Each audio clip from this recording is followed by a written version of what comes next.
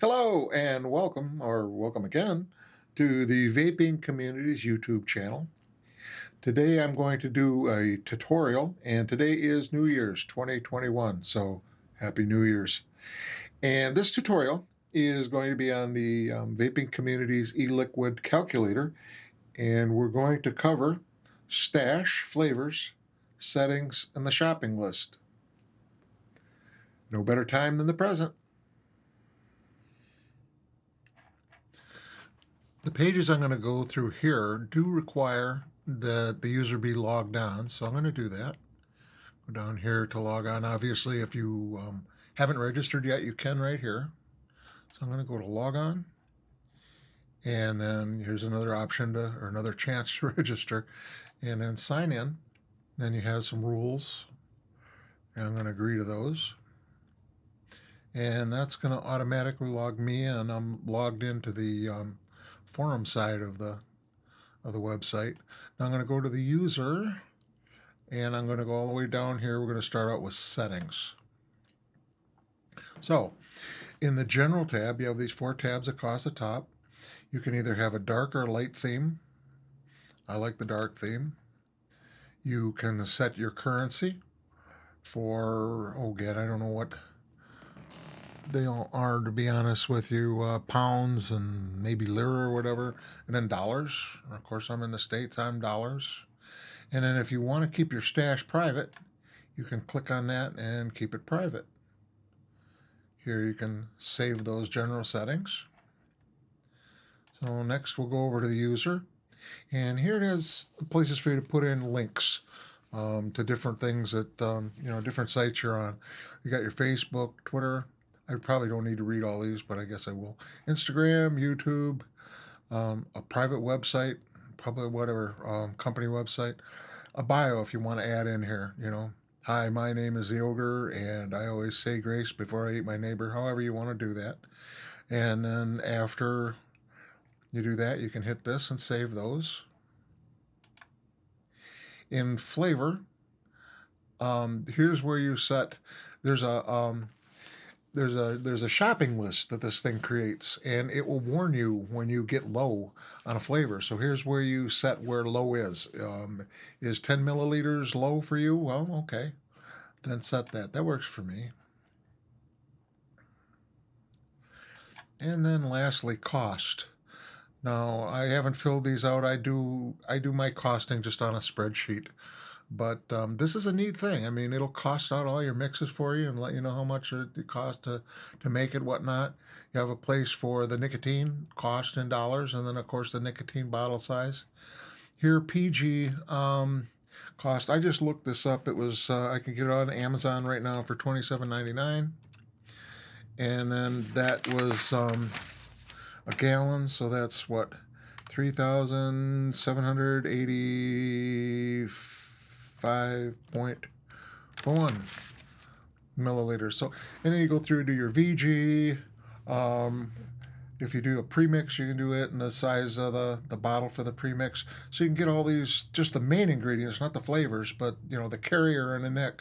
You can get all that input, and like I say, that'll actually cost your mixes out for you. It's pretty darn cool, and you can save that.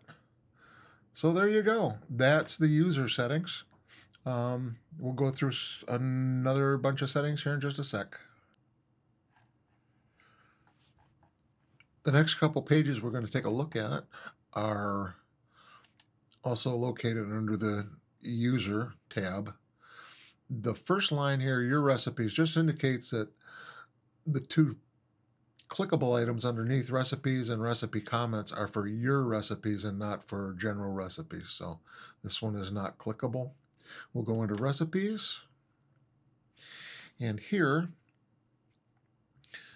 I'm going to start.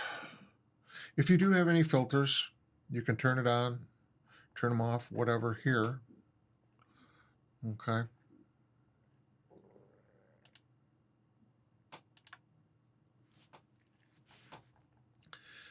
And then over on this side, you have the recipes, your recipes listed. You can change the sort order, A to Z or Z to A. for the name of it. You can also change um, soonest to latest and latest to soonest as far as the dates created. You can sort by privacy. You can sort by upvotes. You can sort by the number of people that have mixed it, and you can sort by the number of people who have viewed it. Over here, we can click on the recipe itself, and it takes you into a page that's basically identical to a page that you'll get off the regular okay, overall um, recipes page. And that is showing you just information on this one recipe.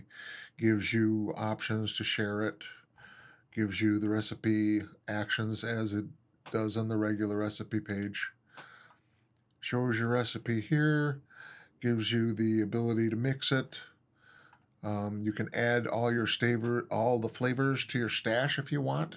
So I've got, these 3 flavors here. So okay, I'll click on this, and it says, "Do you want to do that?" And I say okay, and there we go. All those flavors are now in my stash. If I wanted to add them to a shopping list, I could do that as well. I'm not going to do that because all of these flavors I've got plenty of, and I don't need to go shopping for it at this point in time. Down here, you can view the latest comment on it, and you can add a comment on it if you care to.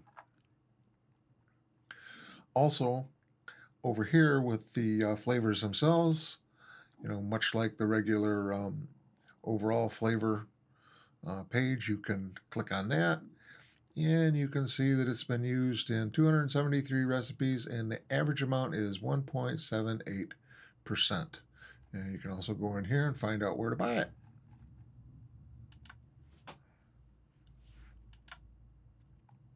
So going back to this page, you can set your privacy here. You can either make it public or private but viewable.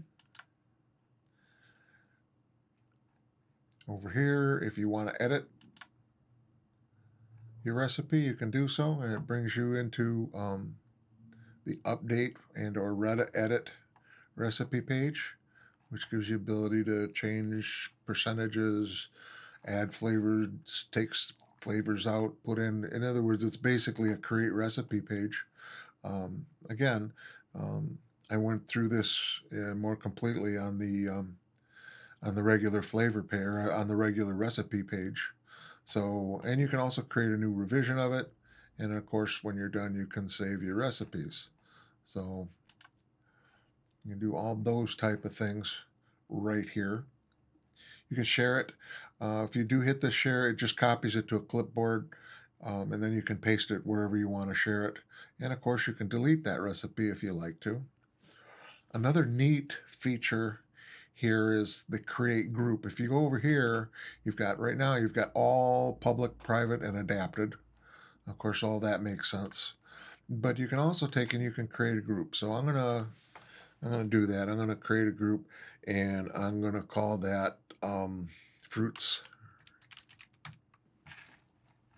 And this is just for you to be able to better organize your personal recipe mix.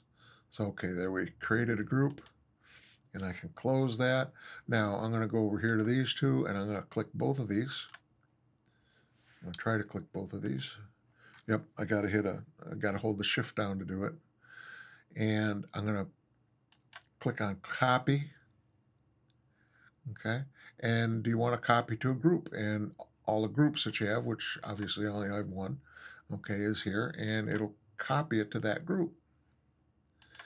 I can close it. Now if you go in here, you see here's this fruits group at the bottom. And I can click on that, and of course it shows the same ones that the regular page does, um, for obvious reasons. But you can see where you can use that, to better organize all of your recipes and make it a little bit easier to use. Now the next one is the recipe comments. This is real simple. Again, you can change the sort order by recipe, by date, by comment. There'll be a number of actions in here if you actually have comments. I apologize, but I don't have any comments right now on either of these. But you can see where this would be usable. So, anyway, that's it for those two. In a sec, we'll go into a couple more.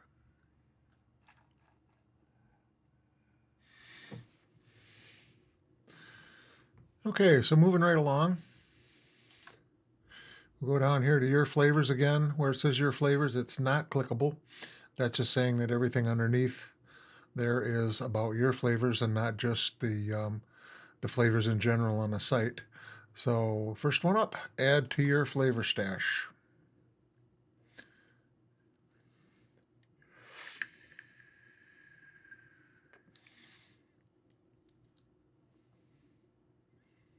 This one's taking a second to load. Okay, there we go. And it gives you instructions up here, and you could just go by this instead of listening to me, but I'll go through this anyway. Um, in here, all your manufacturers, okay? And if in effect, I'm going to go down here to flavor art, okay? You've got a toggle button right here. And if in effect you do toggle that, okay, you're going to add all of those flavors to your flavor stash. You click OK and that'll be done, okay? I'm going to cancel that just because I really don't want to do that. So, yeah, I do want to remove all those. Yeah, that's exactly what I want to do. Okay, so now to add them flavor by flavor, you can click on just the manufacturer, here flavor, and here we go. Goes down into here. And oh my goodness, it has them all on for what I probably from what I just did at the top. So at any rate, in this case, I guess you'd go and uncheck the ones you didn't want. I'm going to go back in here again real quick, add to your flavor stash. Unfortunately, this is loading kind of slow. Usually doesn't take this long, but okay. Now let me click on flavor art again. Well, it's still coming up that way, so it must have it caught in there. So at any rate, that's how you add flavors. You go through here, and if all these were unclicked, obviously you just click on the ones you wanted, okay, and they'd go from blue to white. And that's how that is. That's how that works. Here you can view your flavor stash, and I've got ones that I had in there originally plus the ones I just added. Okay, the flavor art ones. You can download this. This is pretty cool. Click on that. And if you notice down here, it downloads it in a CSV format, so you can import that directly into things like, oh good grief, Access or Access database or Excel spreadsheet, whatever, and have a nice list for yourself. Over here, you can click on the flavor itself. And here again, like in the add flavors inside of a recipe page, it'll tell you the average amount used. In this particular case, it's showing zeros because nobody's used it yet. So, but at any rate, you can if people have used it, you can see the average amount used. It's kind of a guideline, and you can go in here and where to buy it. So we'll go back here across the top. Okay, you can sort it. You got sort orders on name, company, price, amount, single flavor percentage, and the URL. Over here, you can change the number of entries you have per page, like you can on some other ones. You can get 25 to 150 or 10 to 150 per page on there. You can add it to your shopping list. We'll talk about that in a half a second. You can delete it. You can search for one if you want, if you've got that many flavors in your stash. And then you can inventory them. And this is pretty neat too. You've already set your currency. So like it says here, it's in dollars. So a mask, I don't know. I'll just put something in just to put something in. So that cost me $5.55 for that bottle. And that was a 30 milliliter bottle. So, and then single flavor, how much do I use? I'm going to say 4%, just for something to say. Where did I purchase it from? I can put in the URL if I want to. And then, of course, I can put in my flavor notes. So they're pretty cool. You put in your flavor notes when you go back in there. What did I think about that? This kind of thing. And then, of course, you can save that. So that's definitely the groove. And then over here, you can add it to your shopping list. Okay. Um, and if you click yes, it'll do just that. In shopping list. So there's that page. And here we can go to our shopping list. And you can see there's the one I just added. I can view the notes on it. I can change the sort orders across the top. Okay. I can delete it. Okay, if I care to. So,